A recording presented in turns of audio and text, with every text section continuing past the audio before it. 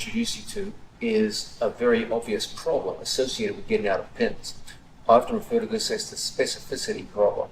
You will notice that there are many different ways to get pinned, and even within each separate pin, there are different ways your opponent can actually enact the pin. In other words, there are many variations of mounted position, side position, north-south.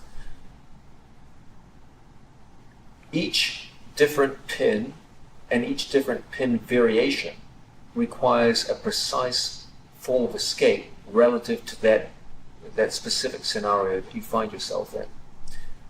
Imagine a situation where you have 5 padlocks in front of you and 5 keys, and you don't know which one is matched to which.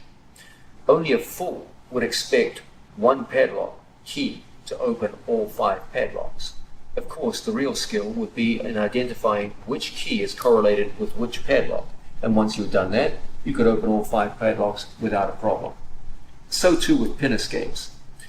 There are different forms of pin and different variations within each one of those pins, and you must, in time, learn the appropriate way to unlock each one of those padlocks in front of you. For example, if I'm mounted on top of Sean Williams, I can hold myself in many different ways. I can go left crossface, right crossface. We can go hand inside the lapel. We can go 2 hands on the floor.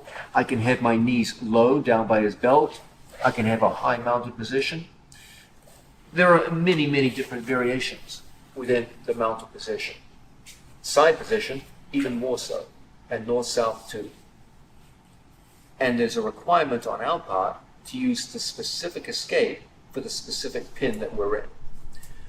Because there is such a large number of different variations within each pin, it can be tough to lay down a precise, systematic, step-by-step approach to getting out of all pins. The system that you would propose would be rather lengthy and difficult to remember under combat conditions. So what I'm going to propose to you is a checklist system. This is essentially a heuristic approach to systems, where we offer a set of guidelines, rules of thumb, etc., to guide your behavior.